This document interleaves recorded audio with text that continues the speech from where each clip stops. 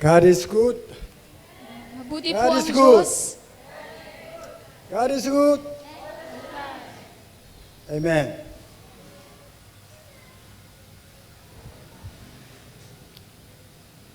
Are you ready to hear the word of God? Kayo po ba ay handa na marinig po ang salita ng Diyos?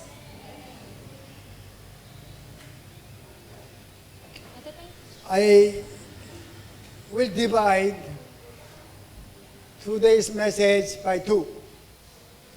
Yung mensahe po ngayong umaga ay dalawa. Anyway, title is very easy to understand. Ang pamagat po, napakadali pong maunawaan. Is it correct? Tama po ba yan? Mali, correct. Tama po ba o mali po? Mali. Correct. It's mali. Also, it's correct. Mali din po yan at tama din naman po. When you do mathematics wrong, but in the Bible, it's correct. Kapag po sa usaping matematika, yan po ay mali. Pero sa Biblia, yan po ay tama. 1 plus 1 equals dapat 2. Kapag 1 plus 1, dapat 2 equals 2. Marriage is subtitle. At ang subtitle po natin ay kasal o marriage. Some, you already married. Yung ilan po sa inyo na ikasal na po kayo. Some are still singles physically. At yung iba ay wala pa ring asawa sa pisikal. But we all are bride of Jesus Christ. Pero po tayong lahat ay mga bride po ni Jesucristo. Amen. We are bride of Jesus Christ. Tayo po ay mga bride ni Jesucristo. We will marry Him. At pakakasal po tayo sa Kanya. That's why salvation, we could say in so many different ways. Kaya po yung kaligtasan, maaari nating sabihin sa iba't ibang paraan. Then salvation was explained in a matter of the marriage. At yung kaligtasan nga po ay ipinaliwanag sa pamamagitan po ng kasal. That's why when we understand what Bible talks about marriage, we could understand our salvation too. Kaya po sa Biblia, kapag ang pinag-uusapan ay ang tungkol sa kasal, maaari din po nating maunawaan yung tungkol po sa ating kaligtasan. Remember the title? Alalahanin niyo po yung pamagat. So easy, anyway. Madali lang po yan. 1 plus 1 equals 1. 1 plus 1 equals 1. How 1 plus 1 be 1? At paano po ba na 1 plus 1 ay maging isa? First one could say green, red, and must be green also. At yung isa pong 1, yung green, yung isa red, at yung red na yon kailangan maging green din. Jesus is our God. Si Jesus ay ang ating Diyos, Bride. at tayo ay ang kanyang bride, We will marry Him. at tayo ay pakakasal sa kanya, Then we will be one. at tayo ay magiging isa. One is the secret in the Bible. Sa katunayan, yung isa na yan po yung sikreto ng Biblia. Father, Son, and Holy Spirit is one also. Kahit po yung Ama, yung Anak, at yung Espiritu, sila po ay iisa. It's not only 1 plus 1 equals 1, but 1 plus 1 plus 1 equals 1 too. Kaya hindi lamang 1 plus 1 equals 1, kundi maging 1 plus 1 plus 1 ay equals 1. Mathematically, it's wrong actually. Sa matematika, mali po yun. But still in the Bible, that is secret, also truth. Pero sa Biblia, yun po yung sikreto at yun po yung katotohanan. So, how 1 plus 1 could be equals 1? Paano po ba na magiging yung 1 plus 1, ang kalalabasan ay 1? The one, red, must be what? As long as it has numbers, it cannot be equals 1. At yung 1 na yan, yung pula, kung mayroon pang ibang numero dyan, hindi yan magiging 1. Do you agree? If red will not be 0, then it could not be 1. Dahil kung yung 1 na yan, yung pulang 1, kung hindi yan magiging 0, hindi yan magiging 1. Tama? Yes. But we must be 0 also. Tayo, kailangan din nating maging 0. we will not be one, we will not be the zero, then we could not be one with Jesus. Dahil kung hindi tayo magiging zero, hindi tayo magiging isa kay Kristo, kay Jesus. When we think about we are nothing, then we could be zero.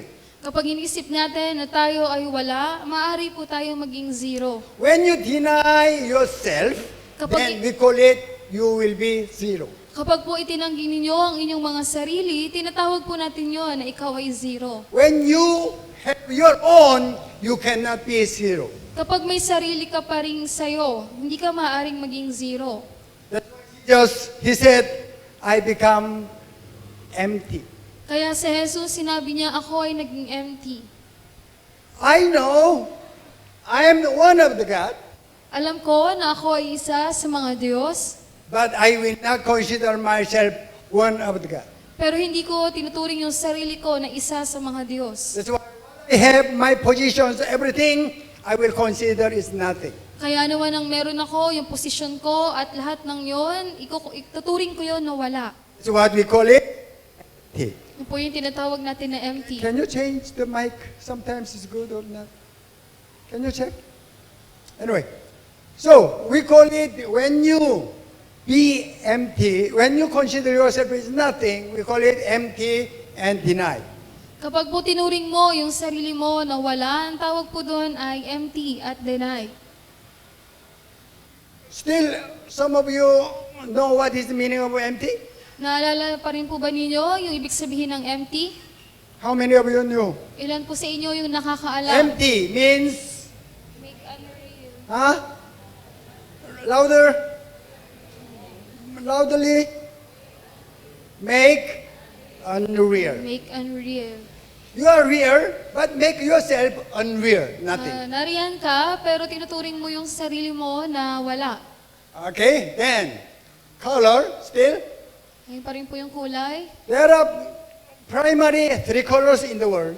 Meron pong primary na 3 kulay sa mundo. When red and green will mix, become what? Kapag yung pula at yung berdeng kulay pinagsama, ano po yung kinakalabasan na kulay? Answer is Ang sagot po, nasa screen. what will be? Anong kulay po? Yellow. Dilaw. So, this one, green plus, okay, anyway,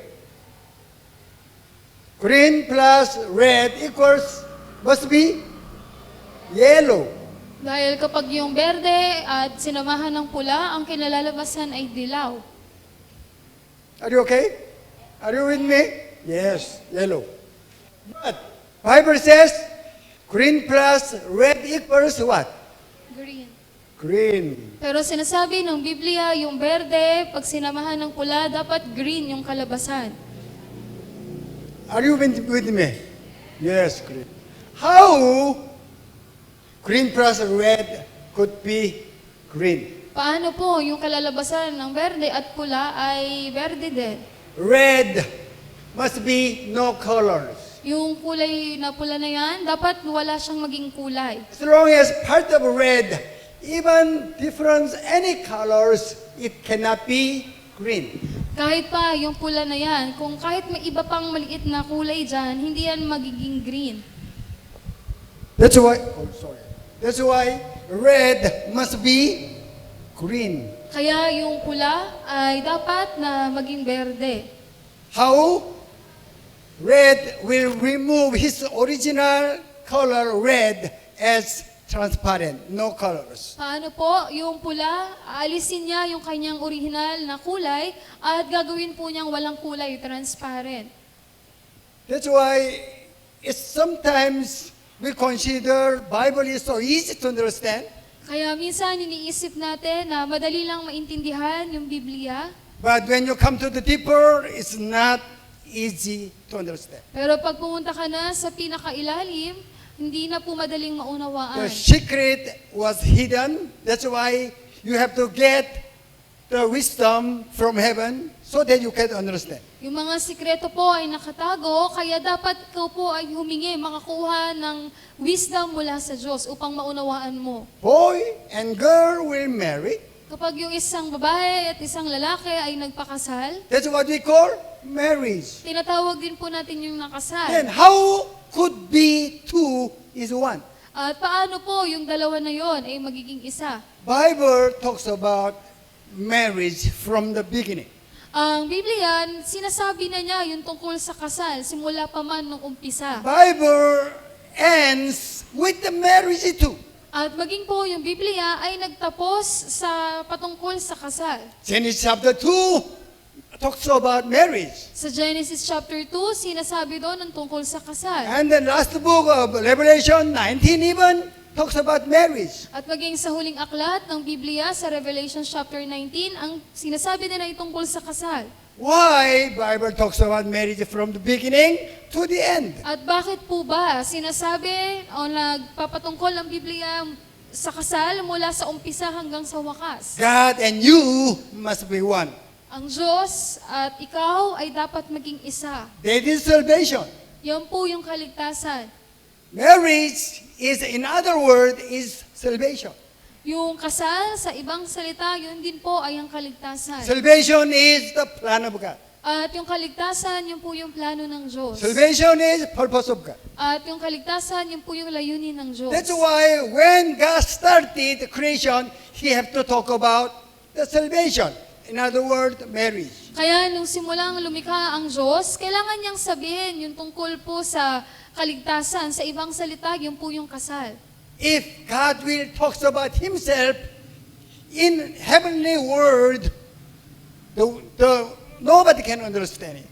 Dahil kapag ang Diyos, nagsabi siya po tungkol sa kanyang sarili, sa pamamagitan ng mga makalangit na salita, walang makaiintindi sa kanya dito sa mundo. That's why God used system on the earth to explain what He wants to explain to us. Kaya ang Diyos, ginamit niya kung ano yung merong sistema dito sa mundo upang maipaliwanag po niya kung ano po yung nais niya para sa atin. That's why marriage is common for us. Kaya yung kasal, pangkaraniwan yan sa atin. When you understand marriage, you could understand the salvation. Pero kapag inintindi mo yung kasal, maiintindihan mo rin po yung tungkol sa I will show you kaligtasan. how Bible started with marriage. Papakita ko po sa inyo kung paano po nagsimula ang Biblia tungkol sa kasal. We read it. Kaset ko. The Lord God said, "It is not good for the man to be alone. I will make a helper suitable for him." Yes, woman was made by God from Adam. Opo, ang babae ay nilikha ng Diyos mula po sa katawan ni Adan. Woman is helper. Yung babae po ay tagatulong. When you talk about yourself as a wife of a man, you cannot understand it. Kapag inisip mo, ikaw bilang asawang babae sa isang lalaki, hindi mo po yan maiintindihan. Yes, it could apply for your physical marriage too. Opo, maganda rin naman na may apply yan, maging sa physical na kasalan, But- pag-asawa. The wives will consider, ako lang, only helper lang. I am lower grade than husband. Hindi totoo yun. Pero kung ang sasabihin ng asawang babae, katulong lang ako, mas mababa ako kaysa sa asawa kong lalaki, hindi po ganoon. Bible talks about man and woman is equal in God. Ang Diyos, ang sinasabi niya, ang babae at lalaki ay magkapantay sa paningin ng Diyos. Man usually symbol of God. At yung lalaki, madalas sinisimbolo niya ang Diyos. As Jesus is our bridegroom. Katulad na si Jesus, yung ating bridegroom. Woman is symbol of we, the children of God. At yung babae, ang sinisimbolo po niyan ay tayo na mga anak ng Diyos. That's why Bible talks about we are the bride of Jesus. Kaya sinasabi ng Biblia na tayo po yung mga bride ni Jesucristo. Actually, helper is not easy to understand also. Sa katunayan, yung salitang helper, katulong, hindi rin po yan madaling maunawaan. If someone cannot understand the kingdom message, they cannot interpret this matter rightly. Kapag merong hindi nakaunawa ng tungkol sa mensahe ng patungkol sa kaharian, hindi rin po madali yan para sa kanila na maunawaan. God needs helper. Ang Diyos, kailangan niya ng katulong. He's Almighty God, then he need helper? Siya ay isang makapangyarihang Diyos, tapos kailangan niya pa ng katulong? Yes or no? No, he doesn't need. Hindi po, hindi niya kailangan. Why God created helper?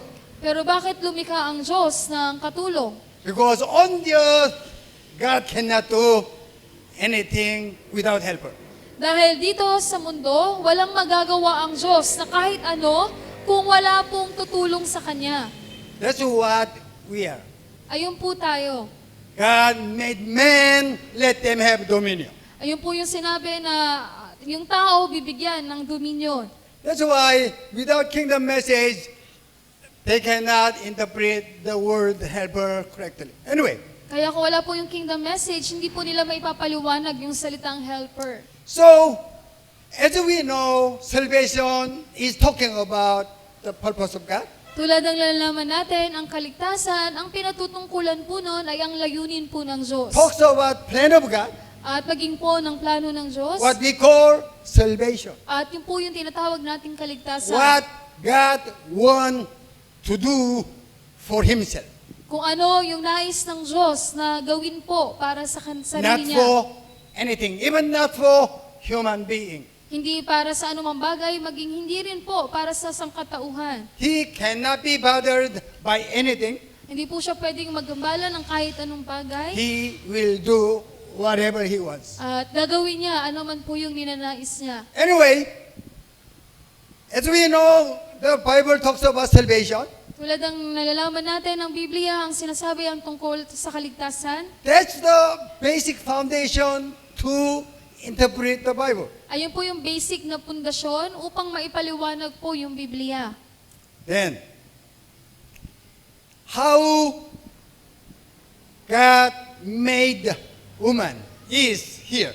Kung paano po nilikha ng Diyos ang tao, narito po. Anyway, we read it. Just let go. But for Adam, no suitable helper was found. So the Lord God caused the man to fall into a deep sleep. And while he was sleeping, he took one of the man's ribs and then closed up the place with flesh. Then the Lord God made the woman from the rib he had taken out of the man, and he brought her to the man. Amen.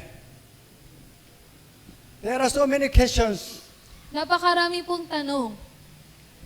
If the doctor will remove one of the rib, okay, the rib, which one was taken, will be filled with another rib. Kapag po, yung isang tao tinanggalan ng isang tadyang, ayon sa doktor, mapupunan ba yung tinanggal na tadyang na yon? Who studied the medicals or Sino po yung nag-aral ng medisina, ng medical? can they or not? Pwede po ba yon o hindi po? Can that be? You studied again. Only rib will be made again. Tanging yung tadyang lang po, yung Study, okay. pwedeng magkaroon ulit. Anyway, we will not talk about that matter anyway. Pag-aaralan, hindi po natin pag-aaralan yung bagay na yun. Verse 21, let Adam sleep. Sa verse 21, pinatulog po si Adan. Okay? Then God took one rib of Adam, Tinanggal ng Diyos yung isang tadyang po ni Adan. then made woman from the one rib. At nilikha niya yung babae mula po dun sa isang tadyang. Sleep meaning let Adam die. Yung ibig sabihin po ng pinatulog si Adan ay hayaan na mamatay po si Adan. So that other live being will appear. Nang sa gayon, mula sa kanyang kamatayan ay may panibagong buhay. Other words, without death, there is no other life. Sa ibang salita, dahil kung walang mamamatay, wala pong panibagong buhay. Jesus will die, Si Jesus ay mamamatay, so that the one who was committed sin and died will become alive. nang sa gayon, sila ng mga nagkasala at namatay, sila ay muling mabubuhay. From the Genesis, God tried to explaining His salvation for whole human beings. Mula sa Genesis pa lang, sinubukan na ng Diyos na ipaliwanag ang tungkol sa kaligtasan para sa buong sangkatauhan. That's why the woman cannot be existed by, not by the Adam. Kaya wala pong babae kung wala po si Adan. If without Adam, the wife, the Eve cannot be existed. At kung wala po si Adan, wala pong magiging Eva o wala pong babae. Even though Eve is there, that without Adam, the Eve cannot be alive. At kahit pa nandyan si Eva, kung wala naman si Adan, hindi mabubuhay si Eva. It means fully dependent to Adam. Ang ibig sabihin po nun, yung babae o si Eva ay lubusan siyang nakadepende lamang kay Adan. We human being must be fully dependent on to God. At tayo na mga sangkatauhan ay dapat tayo maging lubos na dumepende lamang sa Diyos. Other word, He is source of our lives. Sa ibang salita, siya lamang yung pinagmumulan ng ating That's why buhay. man cannot live by bread alone. Kaya ang tao, hindi lamang sa tinapay nabubuhay, We need the word of God from His mouth. kailangan natin yung salita na namumutawi mula sa So bibig ng without Diyos. Adam, Eve cannot be existed. Kung wala si Adan, wala po si Eva. If Eve without Adam, she will die. At si Eva, kung wala naman si Adan, siya ay mamamatay. That we already explain to you with the baby, saka the mother womb. At yun po yung pinaliwalag na sa inyo sa pamamagitan ng sanggol at ng kanyang ina. Then, usually in marriage, we used to hear the verse 23. At madalas po, pag may kasalan, madalas nating naririnig yung nasa verse 23. You will read it. Kiset ko. The man said, "This is now bone of my bones and flesh of my flesh.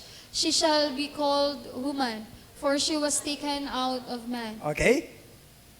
Adam proclaimed, I am here, I existed, that's why she could be existed. Tinoklaman ni Adan, ako ay narito, kaya nariyan siya. I need you, that's why I die for you. Na kailangan kita, kaya ako ay namatay para sa'yo. Then, it's not simply you are so important.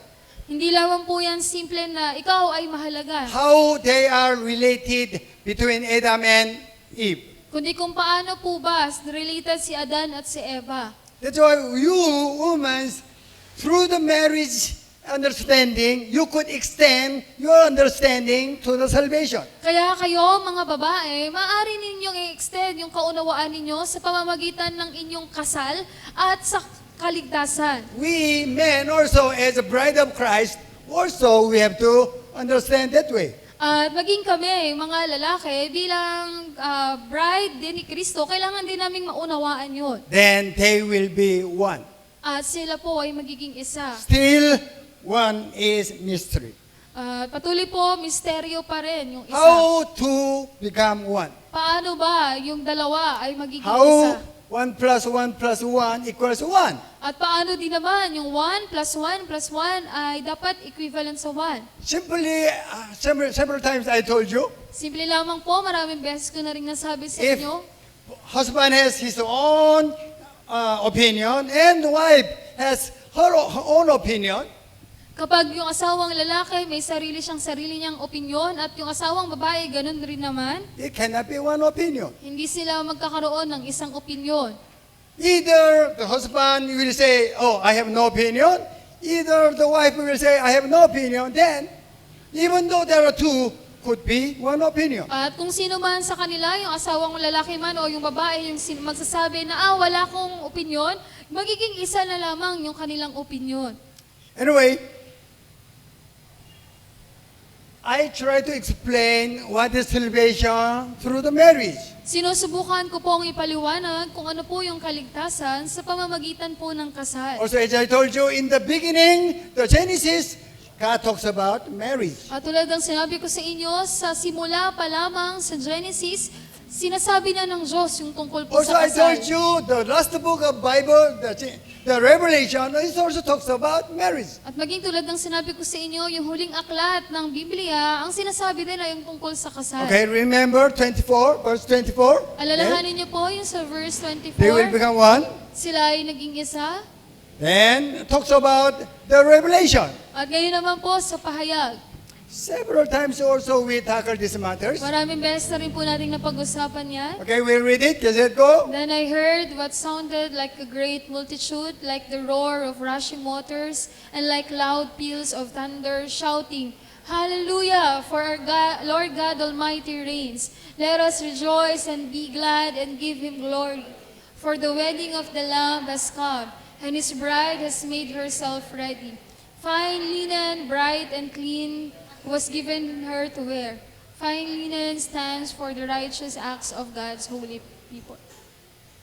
So, as I told you, Genesis talks about the wedding. Also, the last book also talks about wedding. Tulad ng sinabi ko sa inyo, sa Genesis, pinag-usapan yung tungkol sa kasal at maging sa pahayag sa huling aklat ng Biblia, sinasabi din ang tungkol sa kasal. Whole Bible talks about what?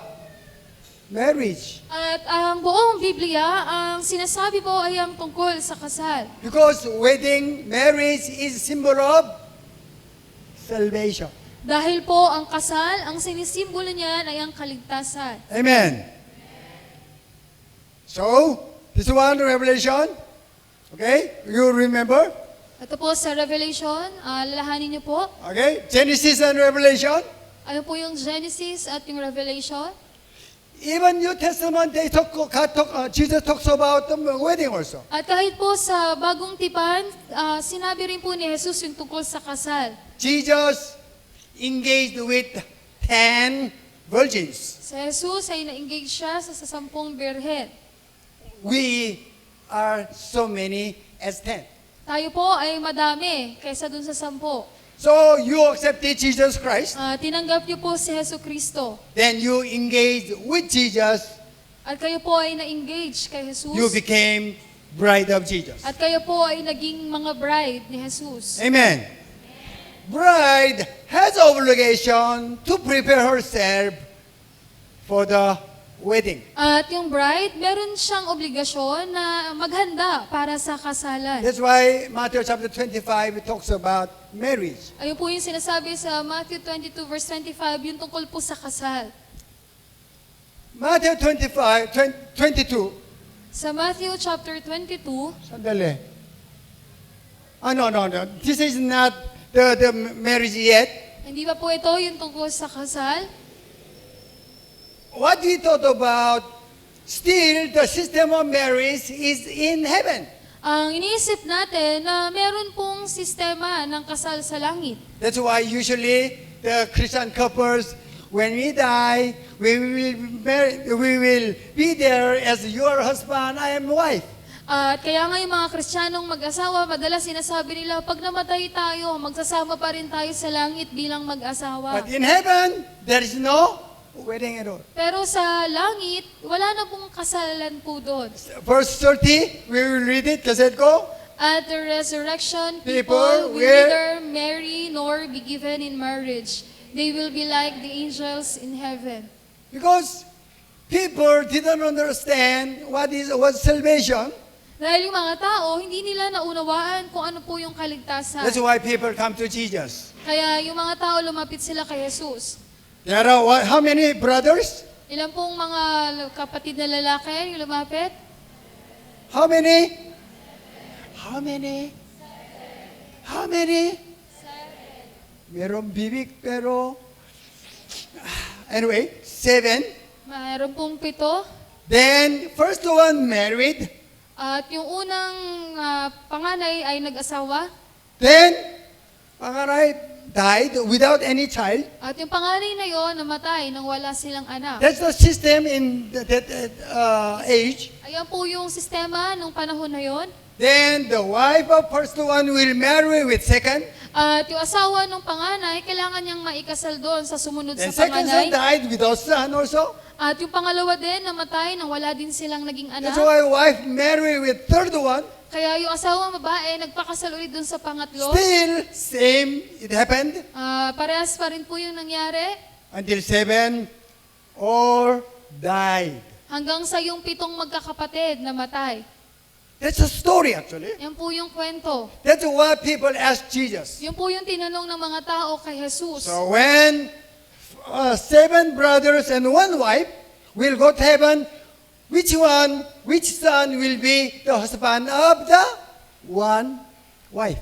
At kung yung 7 magkakapatid na yon namatay at napunta sa langit, magiging yung isang asawa nilang babae, pag nasa langit na sila, yung nag-iisang asawang babae na yon, sino sa 7 yung magiging asawa niya sa langit? But Jesus said, oh, you are so ignorant.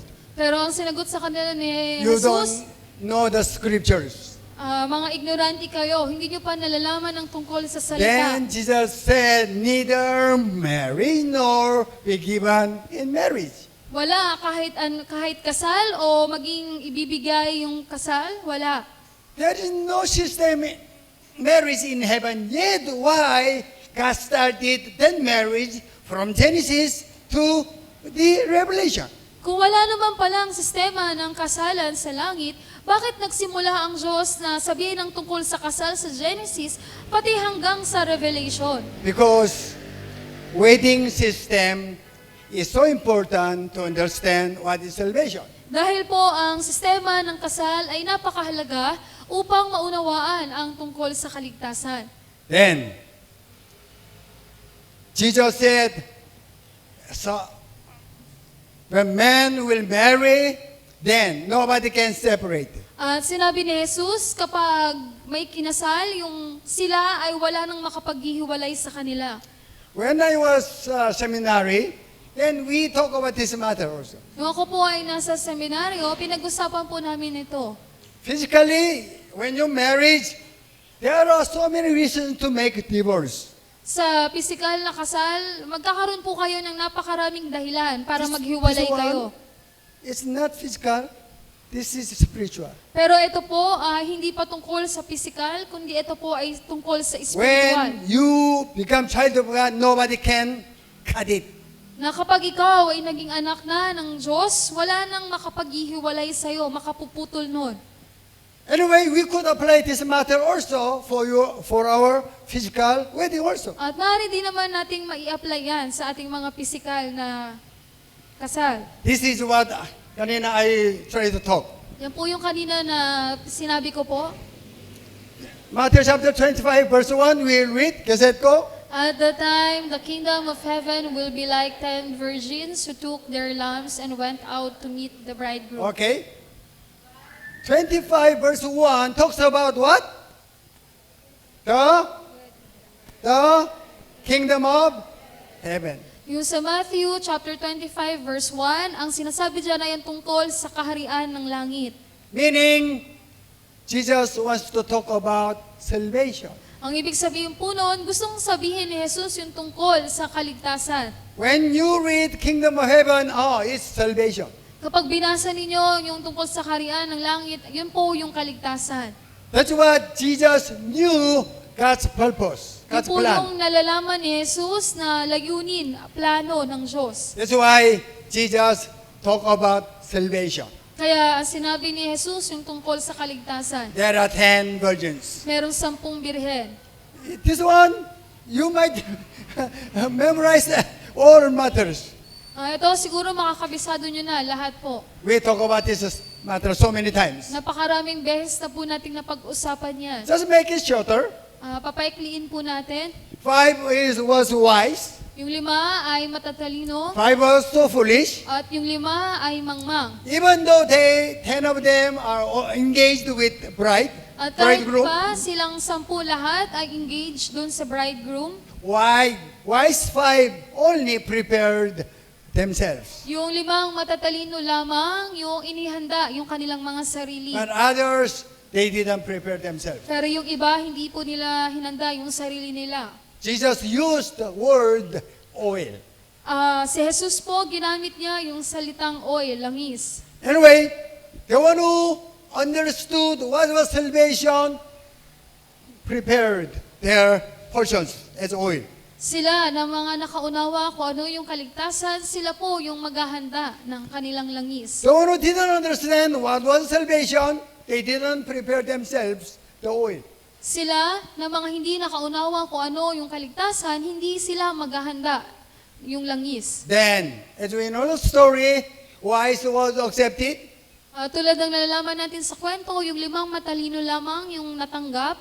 Then, foolish, they didn't prepare themselves for the wedding. That's why they were rejected. At sila ng mga 5 mangmang, hindi sila naghanda ng kanilang mga sarili para sa kasal, kaya sila ay mga hindi tinanggap. Today, time is still up. At ngayong araw po, tapos na yung oras. Anyway, next week we will continue this matter. Sa susunod na linggo, pagpapatuloy po natin yung tungkol po dito. Still, I told you, Bible talks about our salvation. Patuloy po, sasabihin ko sa inyo, ang sinasabi po ng Biblia ay tungkol sa ating mga kaligtasan. Salvation is, in other words, we call it marriage. At yung kaligtasan, tinatawag rin po natin yon sa ibang salita na kasal. That's why marriage started Genesis chapter 2, then was ended as Revelation chapter 19. Kaya yung tungkol sa marriage, nagsimula yan sa Genesis chapter 2 at nagtapos sa Revelation chapter 19. Amen. Then, when we understand the marriage physical matters, then we could apply our understanding to understand what is our salvation. At kung naiintindihan po natin yung physical na pag-aasawa o marriage, maaari rin po nating i-apply yun upang maunawaan yung tungkol po sa kaligtasan. Amen. Today, I will end this matter, this message, and in the middle. At ngayong umaga, tatapusin ko po yung mensahe na to sa kalagitnaan. Next week, we will continue. Sa susunod na linggo, ipagpapatuloy na lamang po natin. We will know the other parts of the wedding, At malalaman natin yung ibang bahagi po tungkol sa kasal. especially this Matthew chapter 25, what could be the oil. Lalo na po dun sa Mateo chapter 25, ano ba yung langis? Okay? Let us all stand, please. Tayo pong lahat ay magsitayo. Hallelujah.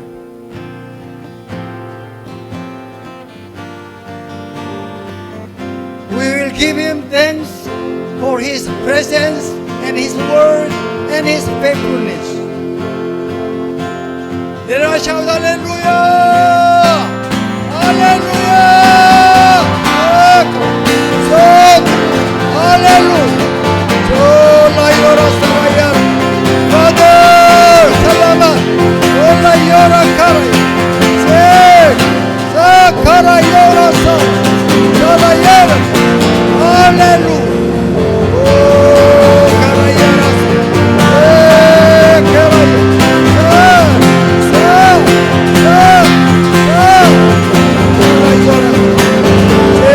Karayara! Karayara!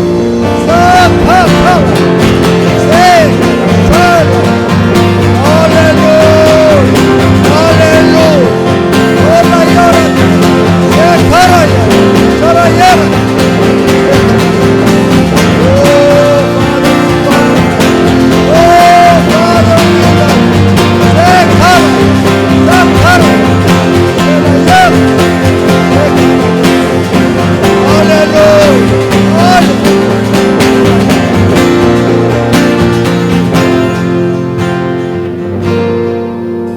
Father, we thank you.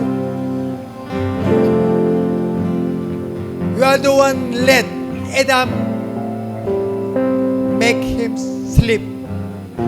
Then you took one rib, made woman, as we are bride of Christ.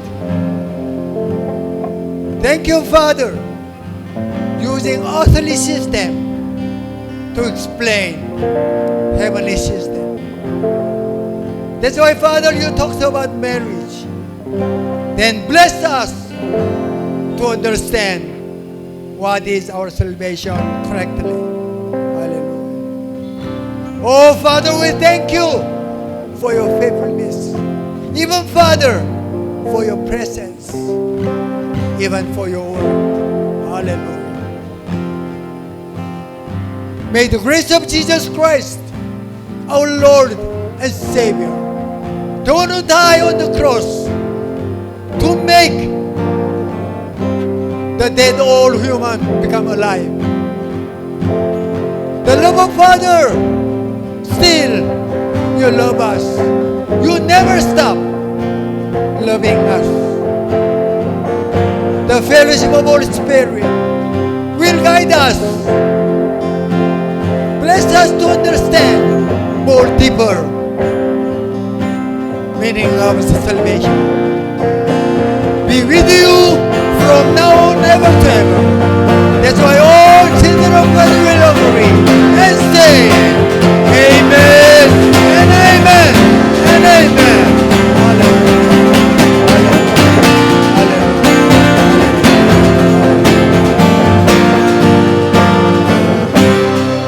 You might be seated.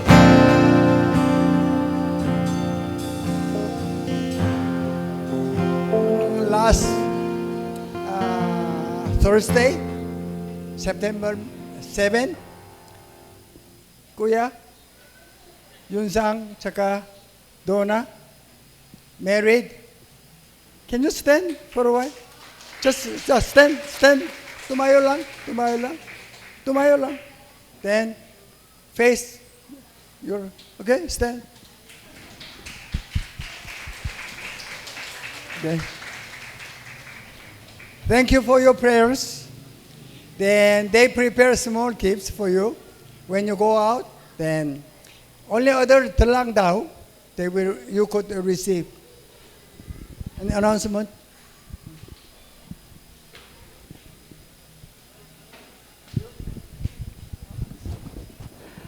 Amen po. So, announcement po. So, congratulations po sa bagong kasal. Sana all. Announcement po, mga kapatid.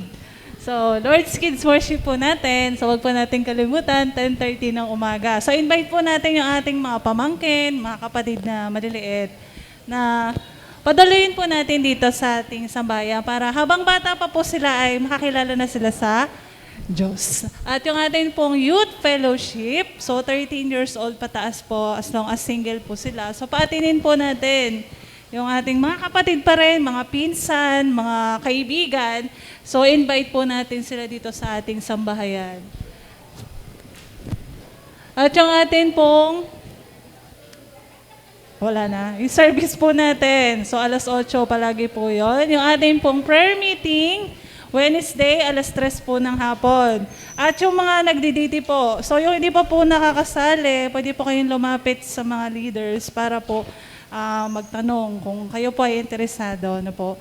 So, patuloy pa rin po yun. So, yun lamang po at pagpalain po tayong lahat.